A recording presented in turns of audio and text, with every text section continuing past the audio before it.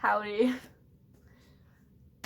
Wow, I keep recording videos but then not editing them and like posting them. Also, I'm gonna put a picture of like my full fit in this video, I think. Because I've been like jokingly branding myself as an e-boy to like my friends when I talk about like this channel. So I figured why not dress like one.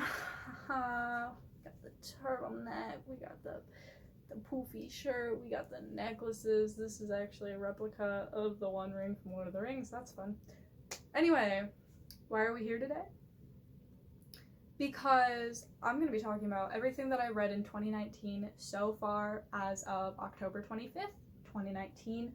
My goal for the year is to read 12 books, so one every year. That's been my goal for the past couple years because I've had a bit of an issue with actually sitting down and reading and, you know, doing the whole shebang. So I think one book a month was pretty fair for me. This year I was really struggling, and the only reason I was able to meet my goal is because of manga. I have read 19 books total, 4 of which were standard novels, you know, this kind of thing, no pictures. Not 15 of which were graphic novels or manga. So I'm going to be going chronologically, going to tell you who the author is, if they're from a series, the star rating that I gave, and then if I have any plans moving forward. So since I have to use my phone to record, I had to write all my stuff down. So here we go. Book number 1 was Dancing in My Nutty Pants by Louise Rennison. It is book number 4 from the Confessions of Georgia Nicholson series. I gave this a 4 stars because this was a very enjoyable book. It's definitely not a book or really a series that you can critically analyze very well. I feel like you really have to just kind of take it as this fun little romp through a bratty British girl's life. And when you take it that way, I do think it is fairly enjoyable. I really liked this one a lot. Books 1, 2, and 4 I actually have liked quite a bit. 3, 5, and 6 I did not like as much. And I'll get into why when I talk about books 5 and 6 in a little bit. But I like this. It's fun. It's alright. It's not annoying. There's definitely some like unrealistic bullshit, but one of the things I really like about Louise Rennison is the fact that she's pretty good at like writing a fairly believable teenager. And I feel like her teen speak isn't that bad because like she uses not only British slang, but she also has these inside jokes that Georgia has with all her friends and this slang of her own that she has with her friends. And I just think that's really good, and I think she uses slang fairly well throughout the series. I'm not British, so I can't say for certain, but as an outsider, as someone who has heard the stuff that has been rattled off by the queens on Drag Race UK, I feel like she did a pretty good job at like writing a teenager, but I don't know. So yeah. Book number 2, Smile by Raina Telgemeier. I gave this a 5 stars. This is probably, I don't know, the 100th time I've reread this book. I love it. You probably can't see, but the spine is well worn. It's got a little dog ear on the corner here. It's just nice and soft, the edges. The pages are all like slightly bent and they're all a little askew from reading. I've read this so many times, and I read this because I think I was in a low place, and also because I was really falling behind and needed to read something, and I figured this will be easy. I love this book, and it always helps me when I'm in a bad place, and it did. This is a graphic novel memoir. Also, can we just appreciate the art? The art is really nice. I really like the art. I like her art style a lot. I've read another one of her graphic novels, Drama, but this is a memoir about Reina's experiences when her front teeth got shoved up into her gums, and the experience of the orthodontist and the dentist and all those people trying to bring them down, and her high school experience.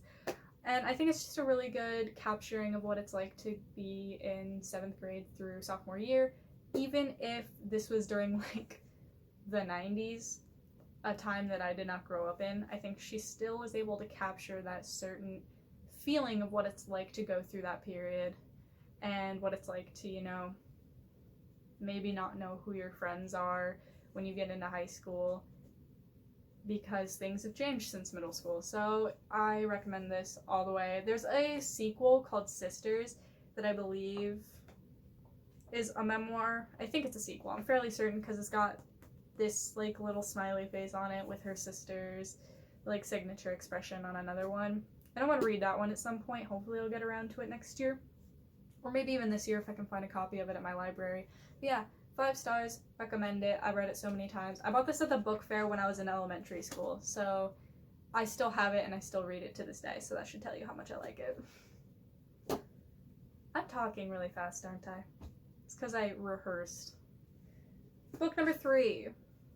One of my favorite books. A very contentious one. Donna Tartt's The Secret History. I give this a 5 stars. I'm not gonna lie, I didn't finish it. I got about halfway through and there was just so much other shit that was going on. I was not finding the time to read, and I wasn't enjoying myself. Like, I like this book, and I just think I was trying to read it at a time where I was not able to do so. I feel like any time other than when I was trying to read this would have been better. I'm not gonna lie, the reason I tried to reread this was because I wanted to be pretentious. I was taking Intro to Philosophy during the winter quarter, and I thought, oh hey, how do I look like a douche? This book, baby. And just because I wanted to reread it. I personally really like the way that Donna Tartt writes, and I really like Richard Papin's narration. He reminds me kind of Nick Carraway in The Great Gatsby, just that kind of like pretentious, judgy asshole who lacks a little bit of self-awareness. I don't know, I like it a lot. And I loved all the characters, and like one of the things that I like, and this is the reason why I like the movie American Beauty, is the fact that none of the characters are really good people. There's all something about them that's not good, and it's just some of them are worse than others. And that really came to a head when I read the TV tropes list of tropes for each character. There was something I found out particularly about the character Charles Macaulay, who I loved dearly, that I was like, oh, please no. Please, no. And so I was nowhere near like finding this out for myself, and there was a hair, but I can't find it, so that's fun. Oh, got it. Cool.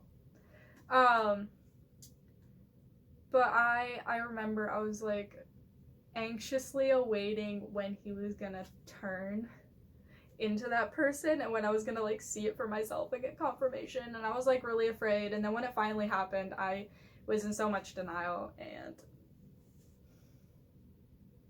I really like it. I like it a lot. American Beauty does the same thing for me, where like nobody's supposed to be like a good person. And honestly, I feel like the talented Mr. Ripley is also kind of like that, but definitely not as much as these two. Like, these are like a very, whoa there. Alright, cool. I just got this little mic. Talented Mr. Ripley is definitely not like a purposeful, everyone's bad, but this book and American Beauty are both like purposefully, these characters are not good people, but you still empathize and feel for them if you attach to them. And I attached to everybody. Even Bunny, who was an ass from like the very first time you meet him. Not the very first time, but like the first time that him and Richard like interact after like meeting each other. So yeah. Also, I'm gay, so I don't know. This appeals to so many aesthetics, like the really vague like era that it's in. It feels very like 80s, 90s. Also could be the 70s. I don't even know. It's just very vague. This came out in what, 1999, I believe. And just the small like liberal arts college that's like real weird. 1992. Oosh. So it's like 80s is my guess is when it's set. And just the fashion, like the way that the fashion's described. Julian's weird. Julian is one of the characters that like I don't know how I feel about him, honestly. Oh, and I don't know where the line is. And that makes me really sad because there's a very particular line that I want to read for you, but I don't know where it is. It's so good. There's so many like there's so many good quotes out of this. Like, this book is so well written, in my opinion. And there's also like there's this section that I lost my mind at, and I remember I was reading it my senior year, I think, and I was reading during like my TA period, which was my last class of the day, and I got to this part and I like pulled my phone out and I had to take a picture of it and like highlight it and put it on my story and just be like, Donna Tartt is the best writer because this little exchange alone. And if I could find it, oh my god. Also, I don't like Bunny Corcoran, but I do. But my favorite thing about him is he gives me such a like Jay Gatsby feel, just to the way he talks to people. Like, the phrasing that he uses when he talks to his friends, I really like. So, I recommend it. Whether or not you like it, that's up to you. But I do recommend it. I think it is a really good book. And I feel like there are people who might not look into it because the summary doesn't really tell you what it's about. Or because there's so many people that are just like, I don't know if I actually like it or not, who would actually end up really enjoying it. So I recommend checking it out. The next one, before I get into a lot of manga, is book 5 of the Georgia Nicholson series. This is Away Laughing on a Fast Camel. You probably won't be able to, if you can read this, I don't know how if my phone's gonna flip things. I didn't talk about it with the first book. That book came out in 2002. That's the original cover art from what I know. This is like the new cover art that it's been replaced with. Both are ugly. This came out in probably 2004 is my guess. Yeah, 2004. And then these like new designs I think came out in like 2006 or something. I don't really know. This has got a 2006 copyright date for the jacket art. That's all I know. This got a 3 stars because this was the beginning of the end. I feel like this is going to be the beginning of the end and everything being really annoying. It's just not fun anymore. Like, these books are not as fun as they used to be. Like, 1, 2, and 4 were really fun, and I really enjoyed them, and I was having a good time. And then 3 was, like, a downer, but I was like, okay, whatever. And then this one and number 6. I'm afraid for what 7, 8, 9, and 10 are gonna be like, so I'm gonna have to take a break. I don't know how long of a break, but it's gonna be a break. This just wasn't fun. It was really annoying. Like, not to spoil anything, but Georgia and Robbie are no more for multiple reasons, and she's just, like, she's moping about it, whatever. But it's the way that things are drawn out in this book in number 6 that bothered me the most. Also, there's a line, I'm gonna try and find it again, where I just was like, no, fuck this, I'm done. I was like ready to take all of the books, donate them to the thrift store, and never look back. Like, sorry mom, I know you bought me 7 of the books because I only own 3 of them, and I should probably at least read them once so you didn't waste your money, but these books are garbage. I'll get into it a little more with that one, but yeah, there's just, I'm hoping 7, like, what's the word? Redeems itself, but it's not that I don't have hopes that it will or won't, I just don't know. I don't know what to expect, because I did not expect these 2 books to be the way they were. So, let's get into some manga. I read volumes 20, 21, 22, 23, 24, 25, 26, 27, and 28. 9 volumes of Black Butler. Black Butler is a manga by Yana Toboso. You probably know of it because of the anime. It was one of the really big animes in like early 2010s fandom culture. Very well known for the fact that people ship Sebastian and CL, despite the fact that CL is a 13-year-old boy and Sebastian is a full-grown demon who presents as an adult and behaves as such. You may also know it because of Grell, who the wiki uses they them pronouns for, which I actually really appreciate, because Grell's gender is never something that's really truly discussed. It's not played for joke. Like, it kind of is, but not really. Like, I feel like it's played for joke in the in the anime a lot more than it is in the manga, because the recent like appearances of Grell, there wasn't much of a like joking nature surrounding it. Grell is kind of just like a gender non-conforming, potentially transgender character, which lit, I mean. But Grell and Sebastian also have a popularity in ships because Grell has an obsession with Sebastian. There's a lot. Also, Black Butler 2 with Alois. We don't talk about that as much as I love my boy Alois. Alois, I know, is how it's supposed to be pronounced. We don't talk about the anime yet. I have not watched it. I have some plans for Black Butler. But, it was reading these 9 volumes of manga that really got me into the like, okay, no, I need to read more. And it's actually my love for these 9 volumes. That's the entire reason I made my booktube account. Rebranded the channel to be booktube related. All 9 of these got 5 stars, probably said that.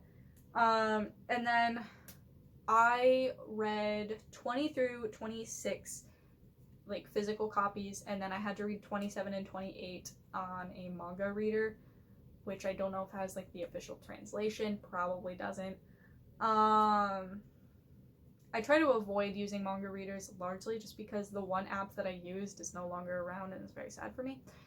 But also because of the fact that mangakas and animators are incredibly underappreciated and underpaid and poorly treated sometimes in their profession, so it's best to not pirate their work just because like it's really difficult to survive in those, you know, jobs, especially in Japan as a mangaka, because the market is so saturated. There's so many mangas that will never come to the West that are just there all the time, and you know, there's a lot that we don't see unless there's a fan translation. So it can be really difficult to break out and then to find continuing success, which is why there's a lot of really shady things that artists sometimes have to do to survive, things that they have to do in commissions. And that's something I would love to talk about someday, because it's something that really, really hurts my heart and makes me feel for those artists. So if I'm ever able to get my friend to do a video with me, I would definitely love to talk about it with her. So what I read in this, it was the ending of the Emerald Witch arc, and then the beginning of the Phantom Hive 5 arc, or Phantom 5. I always call him the Phantom Hive 5, but it's Phantom 5. Bothers me. I don't think there's an arc in between those two. No. I believe it goes straight from Emerald Witch to Phantom 5. And then I think Phantom 5 is technically over and it's transitioned into a new arc, but I don't think that it's been given an arc name. I don't know. But, Sieglinde Sullivan is my favorite. Her and Lizzie are so good. I love them. I love them to death so much. Just everything about the Emerald Witch arc I really loved. And honestly, all the things that Yana Toboso is able to do as a storyteller are just amazing. And I would love to meet her someday because she seems so fucking cool. And she's such a good storyteller that I would just love to be like, ma'am.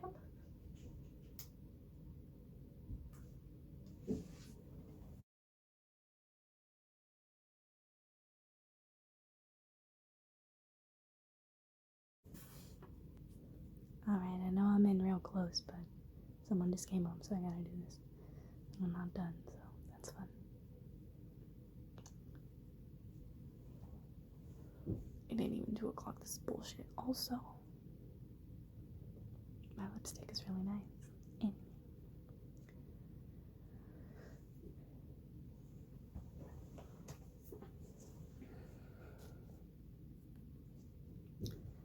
I read book 6, Then He Came My Boy in Trances. I gave 3 stars because it was really annoying. I'm gonna find that line for you.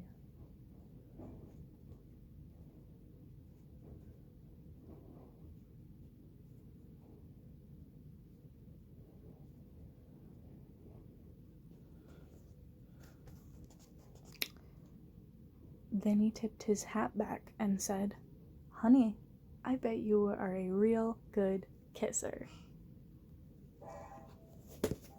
Listen, I know this was set in the early 2000s. I know this was set in the South. But I've been to Tennessee, and I live in America. So I just find it really difficult to believe that Georgia's so hot that people say this to her. Because there's also a lot of grown men that harass her. What the fuck? Anyway. 3 stars. That line, almost threw them out. I was done.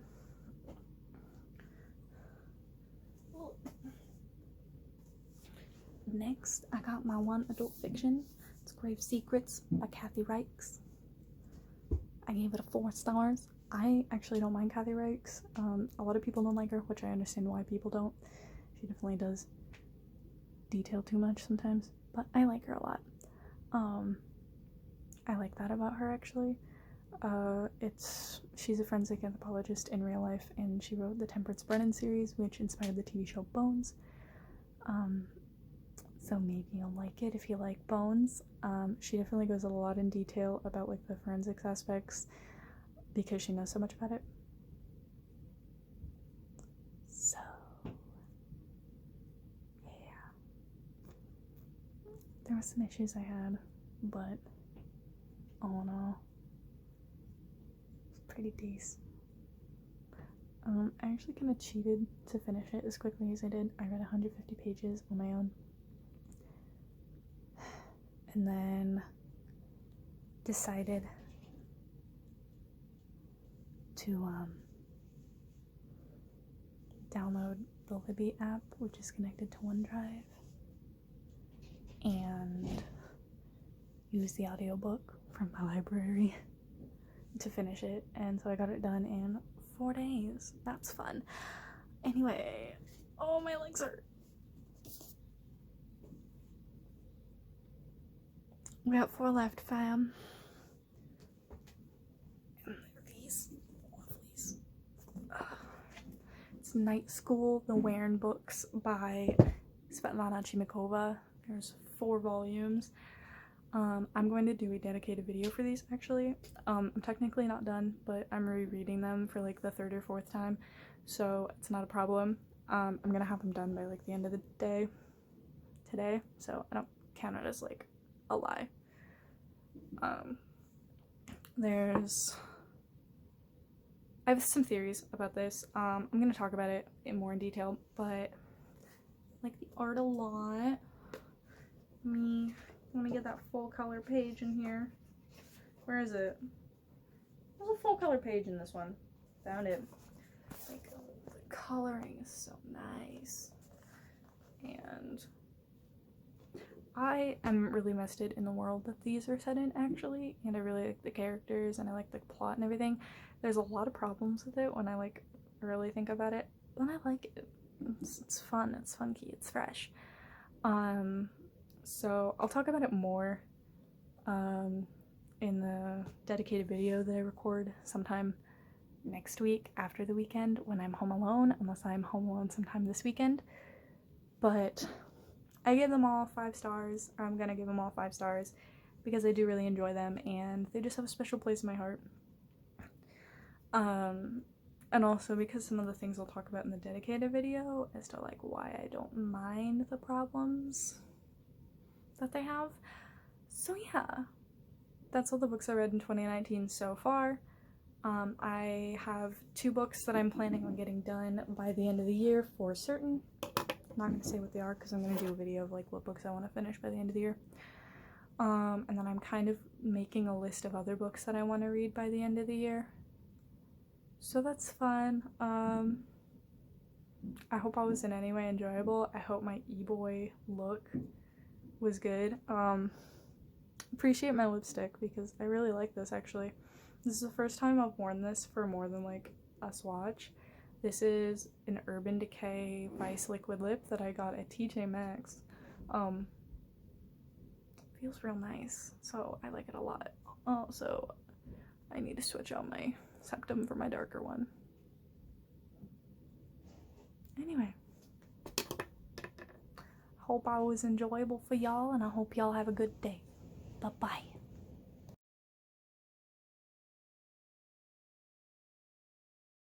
So, I just want to say, I officially have written 66,795 words for the project that I'm working on. It's taken me since 2013 to get to that point. But you know what? I'll take it. Plus, the 2 chapters at the bottom are incomplete. So yeah, and this is missing almost all. This is missing 8 through 16 of the even number chapters. So I'm very proud of myself. I'm not even done with the book yet. I'm very excited. I just wanted to share that because I'm like really proud of myself. Like, look at that. That's a small young adult novel. Holy shit.